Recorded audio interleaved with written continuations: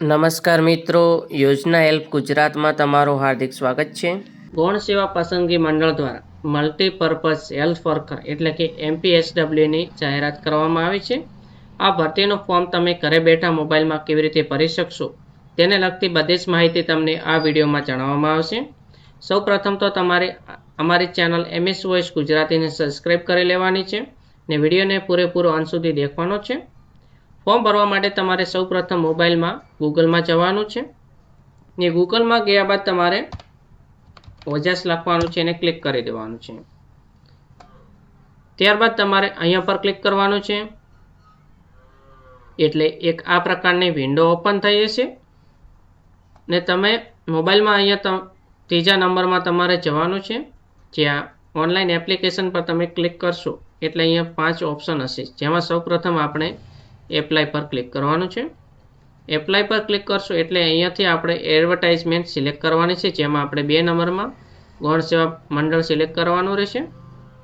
ત્યારબાદ અહીંયા ઘણી બધી જાહેરાતો આવશે, જેમાં તમારે નીચે જવાનું છે, જ્યાં મલ્ટીપર્પઝ હેલ્થ વર્કરનું ઓપ્શન છે ત્યાં તમારે એપ્લાય પર ક્લિક કરવાનું રહેશે.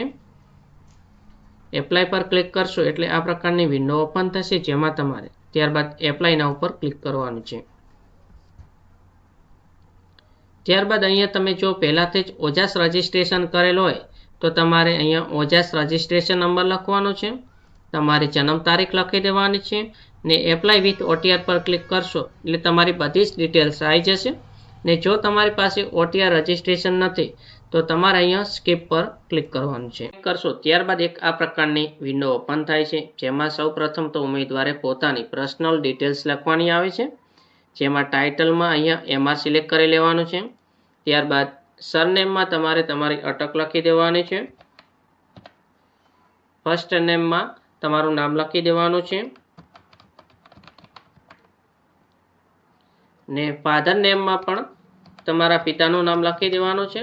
ત્યારબાદ અહીંયા તમારી માતાનું નામ લખી દેવાનું છે. અહીંયા તમારે જેન્ડરમાં મેલ સિલેક્ટ કરી લેવાનું છે. અહીંયા ડેટ ઓફ બર્થમાં તમારા શાળા છોડ્યાના પ્રમાણપત્ર એટલે કે LCમાં જે પ્રમાણે તમારી જન્મ તારીખ છે તે પ્રમાણે તમારે જન્મ તારીખ લખવાની છે. અહીંયા તમારે આધાર કાર્ડ મુજબની જન્મ તારીખ લખવાની રહેશે ને.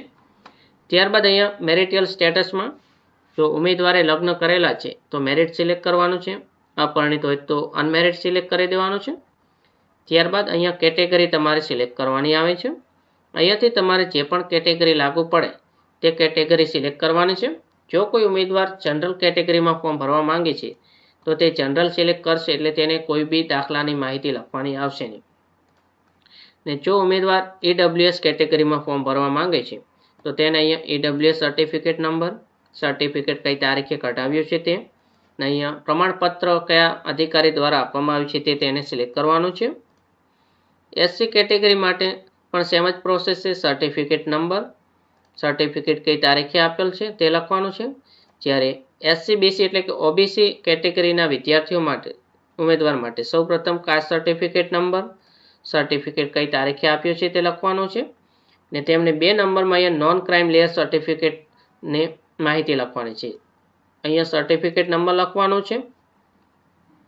અહીંયાથી તેમને નોન ક્રાઇમ લેયર સર્ટિફિકેટ કઈ તારીખે કઢાવેલ છે તે લખવાનું છે ને અહીંયા કયા અધિકારી દ્વારા સર્ટિફિકેટ આપવામાં આવેલ છે તે લખવાનું છે.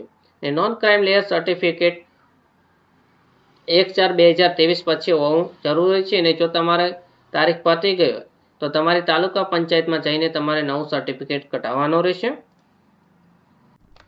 ત્યારબાદ નીચે જશો એટલે કમ્યુનિકેશન ડિટેલ્સ એટલે કે ઉમેદવારના સરનામું લખવાનું આવે છે, જેમાં સૌપ્રથમ તેઓ પ્રેઝન્ટ એડ્રેસ એટલે હાલ જે પણ જગ્યાએ તેઓ વસવાટ કરે છે તેનું તમારે સરનામું લખવાનું છે. સરનામામાં અહીંયા તમે તમારા ગામનું નામ, તમારી જે પણ પોસ્ટ ઓફિસ લાગે છે તે પોસ્ટ ઓફિસ લખી દેવાની છે. ત્યારબાદ તમારે અહીંયાથી તમારો જે પણ જિલ્લો છે તે જિલ્લો તમારે પસંદ કરી લેવાનો છે.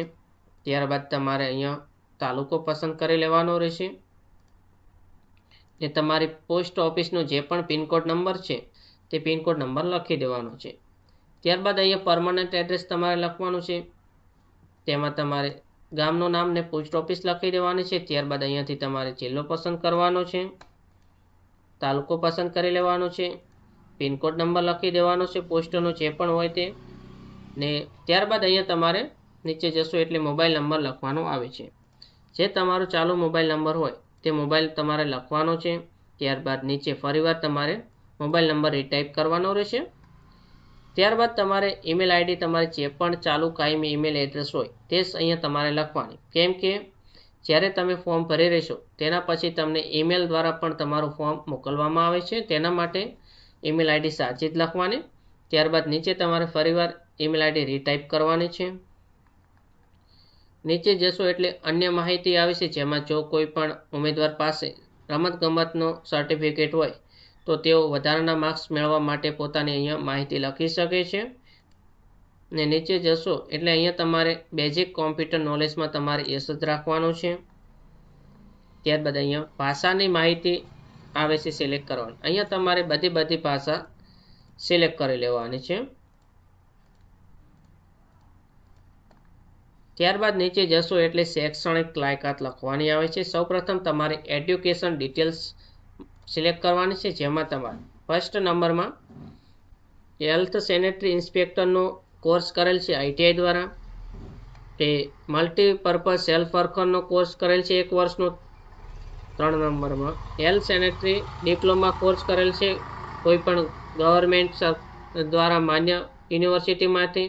ત્યારબાદ ડિપ્લોમા ઇન મલ્ટીપર્પઝ સેલ્ફ વર્કરનો કોર્સ કરેલ છે, ડિપ્લોમા ઇન હેલ્થ સેનેટરી ઇન્સ્પેક્ટરનો કોર્સ કરેલ છે, કે ડિપ્લોમા ઓફ સેનેટરી ઇન્સ્પેક્ટર. આમાંથી તમે જે પણ કોર્સ કરેલો તે તમારે ધ્યાનપૂર્વક સિલેક્ટ કરવાનો છે.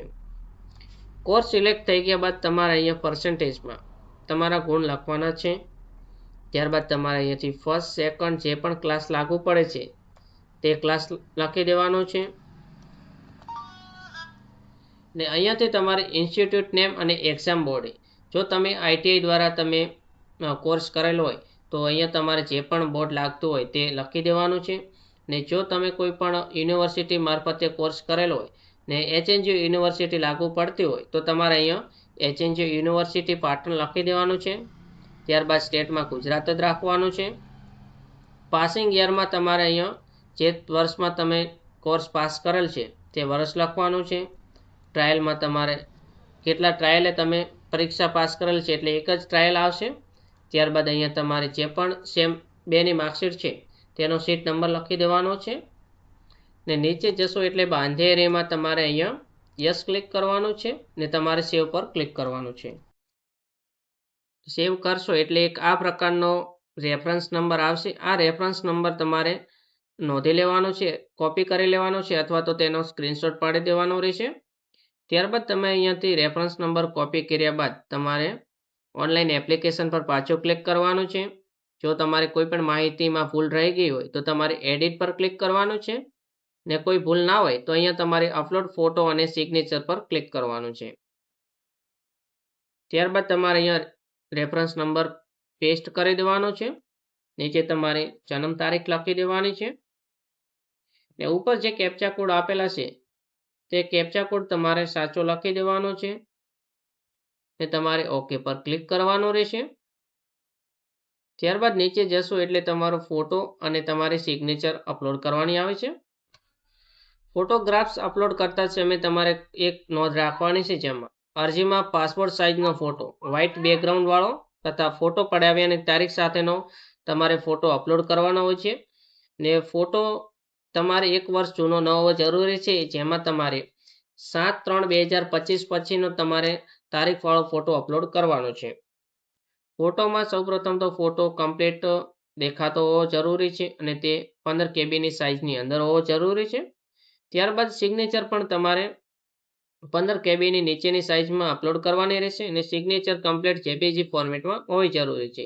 અહીંયા ચૂઝ ફાઇલ પર ક્લિક કરીને તમારો ફોટો સિલેક્ટ કરવાનો છે. ત્યારબાદ તમારે અપલોડ પર ક્લિક કરવાનું છે અને તમારો ફોટોગ્રાફ્સ અપલોડ થઈ જશે. તેવી જ રીતે ચૂઝ ફાઇલ પર સિલેક્ટ તમારે ટિક કરવાનું છે, તમારે સિગ્નેચર સિલેક્ટ કરવાની છે ને અપલોડ પર ક્લિક કરશો એટલે તમારી સિગ્નેચર પણ અપલોડ થઈ જશે. ત્યારબાદ તમારે ફરીવાર ઓનલાઈન એપ્લિકેશન પર ક્લિક કરવાનું છે. અહીંયા તમારે કન્ફર્મ પર ક્લિક કરવાનું રહેશે. તમારો જે પણ એપ્લિકેશન નંબર છે તે એપ્લિકેશન નંબર પાછો લખી દેવાનો છે. તમારી જન્મ તારીખ લખી દેવાની છે ને તમારે ઓકે પર ક્લિક કરવાનું છે. નીચે સ્ક્રોલ કરવાનું છે. નીચે સ્ક્રોલ કરશો એટલે તમારી જે પણ માહિતી છે તે માહિતી આવી જશે. ત્યારબાદ તમારે નીચે જવાનું છે અને તમારે કન્ફર્મ એપ્લિકેશન પર તમારે ક્લિક કરવાનું રહેશે ને તમારે અહીંયા ઓકે પર ક્લિક કરવાનું છે. ઓકે પર તમે ક્લિક કરશો એટલે તમારો અરજી કન્ફર્મ થઈ જશે, જેનો કન્ફર્મેશન નંબર પણ આવી જશે, જે તમારે નોંધી લેવાનો છે. ત્યારબાદ નીચે જશો એટલે પ્રિન્ટ એપ્લિકેશનનો એક ઓપ્શન આવે છે, તેના પર તમારે ક્લિક કરવાનું છે અને તમારું એપ્લિકેશન ફોર્મ ડાઉનલોડ કરી લેવાનું છે. ફોર્મ ડાઉનલોડ કર્યા બાદ તમારે ફોર્મ એકવાર ચેક કરી લેવાનું છે ને જો ફોર્મમાં કોઈ પણ પ્રકારની ભૂલભાલ ન હોય ત્યારબાદ જ તમારે પે ફીસ પર તમારે ક્લિક કરીને ફી ભરવાની છે. જેમાં તમે પે ફીસ પર તમે ક્લિક કરશો એટલે આ પ્રકારની વિન્ડો ઓપન થશે, જેમાં તમારે એડવર્ટાઇઝમેન્ટમાં તમારે મલ્ટીપર્પઝ સેલ્ફ વર્કર ભરતી 404 સિલેક્ટ કરવાની છે. અહીંયા તમારો કન્ફર્મેશન નંબર લખવાનો છે, તમારી ડેટ ઓફ બર્થ લખી દેવાની છે.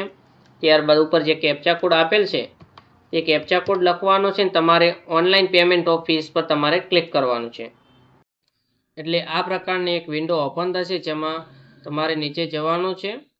નીચે ગયા બાદ તમારે સબમિટ પર ક્લિક કરવાનું છે.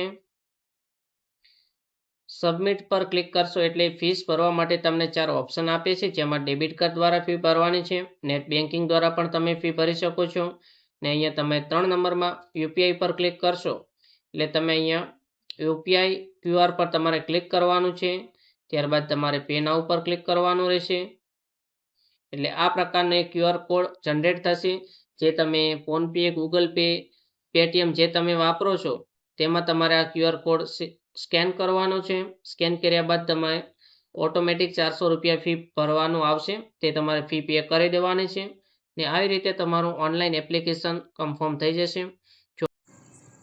કોમેન્ટ બોક્સમાં તમે જશો એટલે ત્યાં એક આઈપ 30 વિડીયોનો એક ઓપ્શન આવે છે, તેમાં તમારે આઈપ વિડીયો કરી દેવાનો છે. સૌપ્રથમ તમારે આઈપ પર ક્લિક કરવાનું છે. અહીંયા તમારે જેટલા પણ કોઈન આઈપ બતાવે છે તે આઈપ કરી લેવાનો છે. તો આપેલ માહિતી તમને ઉપયોગી થઈ હોય વિડીયોને લાઇક કરી દો, ચેનલને સબસ્ક્રાઈબ નથી કરી ચેનલને સબસ્ક્રાઈબ કરી દો અને બીજા મિત્રોને પણ વિડીયો શેર કરો, જેથી તેઓ પણ પોતાની રીતે પોતાનું ફોર્મ ભરી શકે. આભાર.